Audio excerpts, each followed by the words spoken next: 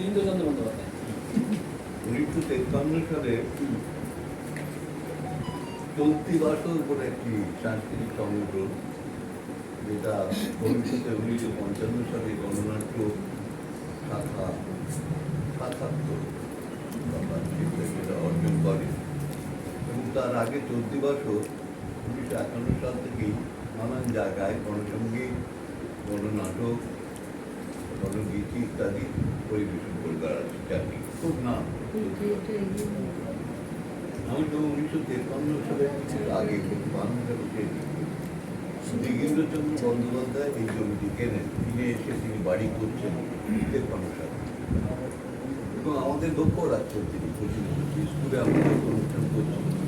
আমি আর সুভাষ ভট্টাচার্য বলে আছে আমাদের অসাধারণ অভিনেতা সুভাষ ভট্টাচার্য, সাধারণ অভিনেতা ছিলেন, দেখতে ছিলেন। আমি মেঘনাথ করছি আর বিভীষণ করছি। এতক্ষণে অসুবাবু কবিতা জানেন কারণে আসলো খুশি কি তবে এই যে ষষ্ঠ শব্দ মেঘনাথ বলতাম ষষ্ঠ শব্দ আমরা অভিনয় করলাম। বিকিন্দা এটা রাস্তায় দাঁড়িয়ে শুনছিল, তুমি আমার বলছেন যে তোমরা এটা কণ্ঠস্থ মুখস্থ করে বলেছো বলে, হ্যাঁ আপনি তো লক্ষ্য রাখলেন আমাদের কোনো কাউন্টিং নেই। আমাদের তুমি একদিন এসো তো আমার বাড়িতে, আমার বাড়িটা জানো তো বাবা, আপনাকে দেখেছি, আপনি আবার অত্যন্ত পরিচিত প্রণম্য।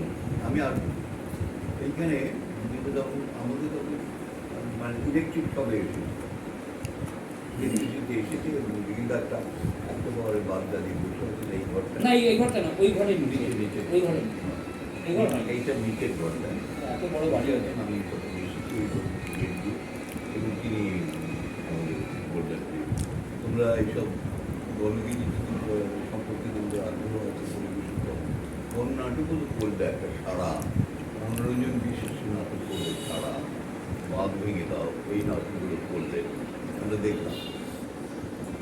নাটক করতে গেলে তারপর একটু ব্যাকরণ আছে, জানো কি এমন না ব্যাকরণ নাটক দেখে না। আমি বলছি ব্যক্তিগত মুন্সিয়ানা বলে একটা আর্ট মানে ক্যাফেন থাকে, সেটা আছে, কিন্তু সেটা ছাড়াও একটা নাটকের ব্যাকরণ শিখতে হবে।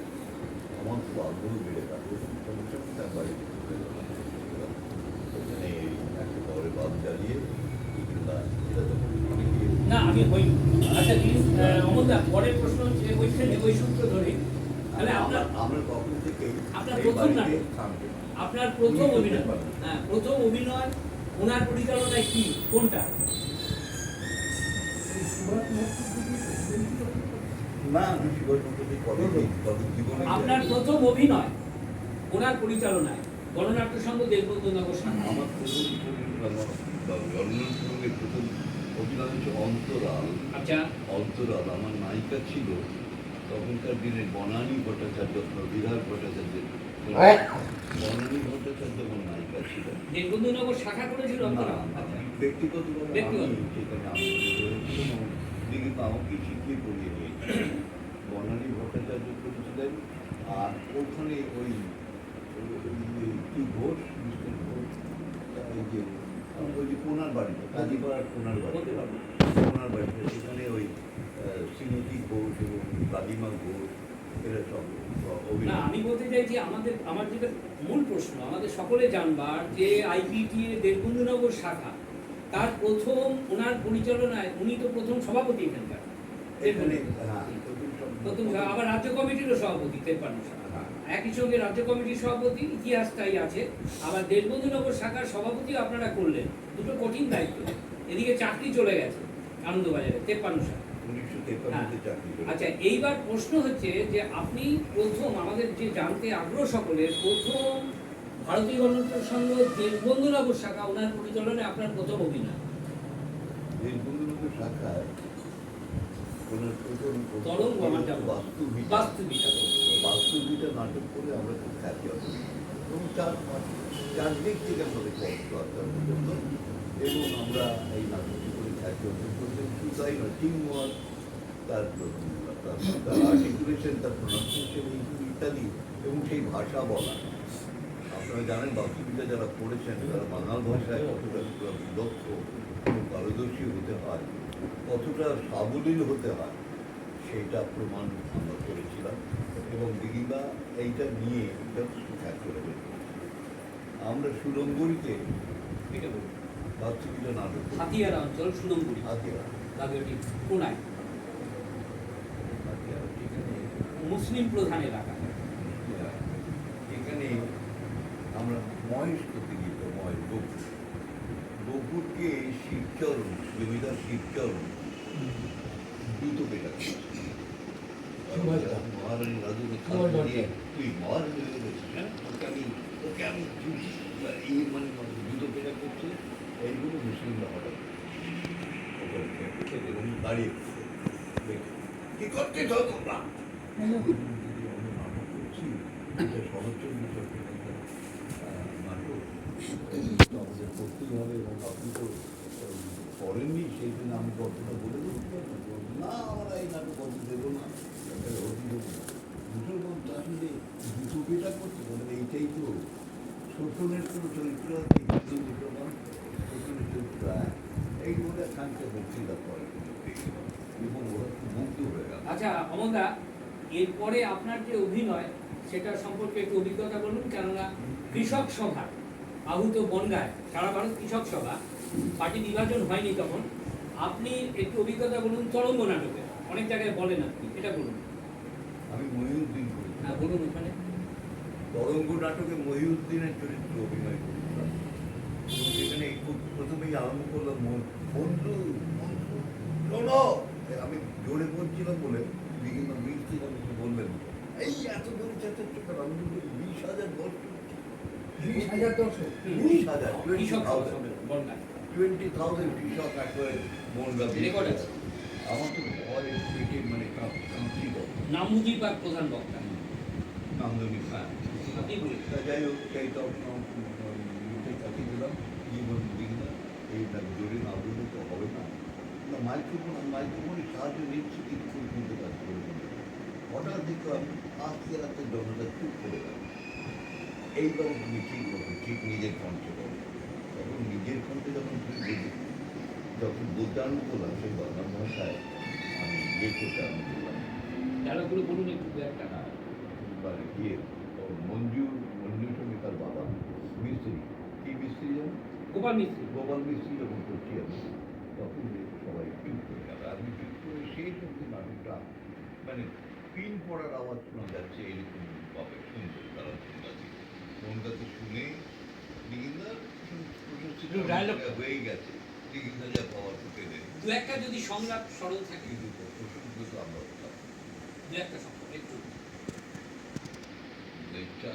তার দোষ করতে শশী একথা তার তো জানা নেই বিপিন, যে জুতো মানুষের পায়ের নিচে থাকে সে আমাদের আমাদের মধ্যে মানুষের কানেও পড়ে। এই কথাটা বলার সময় আমি হাত আসে। এই কথাটা যখন বলতাম আমি, যে পায়ের সুখতলা চিরদিন পায়ের নিচেই থাকে, কথা বলে পায়ের ওপরে সে কোনোদিন উঠতে পারে। আর এ কথাও বোধহয় তোর জানা নেই বিপিন, যে জুতো যে সুখতলা মানুষের পায়ের নিচে থাকে, মাঝে মাঝে সেই জুতো মানুষের কানেও পড়ে। আর সঙ্গে সঙ্গে হাততালি, আর মারাত্মক হাততালি থামে না হাততালি। এইটা এই যে কথা এগুলো দিদিটা হচ্ছে ক্যাপশন দাদা, এরকম অনেক দাদা আছে। আচ্ছা অমলদা, এই তরঙ্গ নাটকের ব্যাপার নিয়ে একটু গণনাটকের সঙ্গে একটু মানে বিভ্রান্ত হয়েছিল। এটা মূল ব্যাপার হচ্ছে গণনাট্যে প্রথম 48 সালে উনি এসেছিলেন, আর তার আগে আসেননি। ইতিহাস বেরিয়ে গেছে, সব রিসার্চ বেরিয়ে গেছে প্রত্যেকটা বিশ্ববিদ্যালয়ে। যখন 43-এ নবান্ন হলো, তারপরে 5 বছর একটা অন্ধকার, কেননা সব সিনেমার জন্য চলে গেল মুম্বাইতে, তখন একটা ফাঁকা। তখন সুধীর প্রধান, আপনিও জানেন, সুধীর প্রধান, জ্ঞানেশ মুখার্জি এদের অনুরোধে নাট্য শাখার সম্পাদক হলো 48 সালে। এবং ওই বাস্তুবিটা যেটা বলছিল, বাস্তুবিটা দিয়ে আবার গণনাট্য পুনরুত্থান হলো। বাস্তুবিটা নাটক আপনি বললেন, এবং এই বাস্তুবিটা কলকাতা শাখা, সেন্ট্রাল স্কোয়ার প্রচুর করেছে সারা পশ্চিমবাংলা জুড়ে। যার জন্য বাস্তুবিটা বাড়িটার নাম দেওয়া হয়েছে ওই জন্যই। বাবা দেখে যাননি, বাবা জানেন না, আমরা দিচ্ছি সবাই মিলে বাস্তুবিটা, বাবা জানেন। এবং বাস্তবিকটা এমএতে পাঠ্য ছিল। এবং দুঃখজনক ব্যাপার হচ্ছে কলকাতা বিশ্ববিদ্যালয়ে বর্তমান এই যে সরকার চলছে, নাটক বিভাগ তুলে দিয়েছে এদেরকে কলকাতা বিশ্ববিদ্যালয়। যেমন সবই তুলে দিচ্ছে এটাও তুলে দিয়েছে নাটক বিভাগ। এগুলো আমি বলতে পারছি কেন, যেহেতু আমি নাটকের বিভাগেরই ছাত্র ছিলাম। এই হচ্ছে ব্যাপার। কিন্তু বিএ অনার্সে বাস্তবিকটা আছে, যে কোনো কারণে এখনো আছে, চলছে বিএ অনার্স বাস্তবিকটা। কিন্তু অনার্সে নাটক নাও পড়তে পারে, আবার পড়তেও পারে, এরকম ব্যাপার, অপশনাল ব্যাপার আছে। কিন্তু এমএতে মাস্ট নাটকে, যেটা নাটক যারা নেবে, যাই হোক সেটা অন্য ব্যাপার। এই যে ব্যাপারটা তরঙ্গ নাটকের একটা গন্ডগোল হয়েছিল, এই যে উনি বলছেন যে বুর্জোয়া বিপ্লবকে বড় করেছেন, পরে অবশ্য ওটাকে ছাড় করা হয়েছে। যে শশীর যে ডায়লগ আপনি বললেন, শশী ওখানে যে কংগ্রেসের মধ্যে যে দোদুল্যমানতা, একটা হচ্ছে অ্যাডজাস্টমেন্ট আর একটা হচ্ছে নন অ্যাডজাস্টমেন্ট। কিন্তু নন অ্যাডজাস্টমেন্টের দিকেই লাস্ট ইঙ্গিত দিবেন নাটকের শেষ।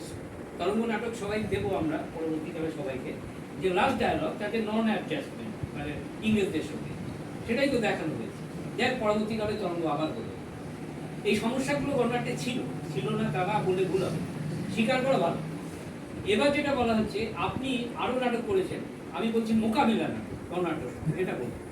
মোকাবিলার নাটকে আবার তুমি বড় বড় শিল্পীর অভিনয় করেছিলেন, তার মধ্যে অন্যতম সত্য রায়। সত্য রায়, আমার অসাধারণ। আরো মনে পড়ে তার কণ্ঠ, তার মানে ধ্বনি, তার প্রক্ষেপণ, তার প্রক্ষেপণ, আমি নিজেই ছিল সম্পূর্ণ আলাদা। শিশু ভাদুরী রূপের অভিনেতা এবং শিশু ভাদুরীর সঙ্গে অভিনয় করেছেন তিনি। সেই সত্য রায় অভিনয় করছেন আমাদের সঙ্গে, চারুপ্রকাশ ঘোষ। এবং যিনি তার সুভদ্রা করছেন তার স্ত্রী, সেও সাংঘাতিক মস্ত বড় অভিনেতা। সেখানে আমি মহিউদ্দিন হচ্ছে একজন কৃষক নেতা, সে প্রেম করছে মঞ্জু, না, আমি তরঙ্গ বলছি না, মোকাবিলা। সেও একজন প্রেম বসবা, মানে শৌখিন প্রেমিক। ওই মেয়েটিকে দেখে সুন্দর করে মনে হচ্ছে, কিন্তু তার শ্রেণী চরিত্র প্রকাশ করেছেন তিনি মনোজিতের ব্যক্তিত্বে। তার আর এক ভাই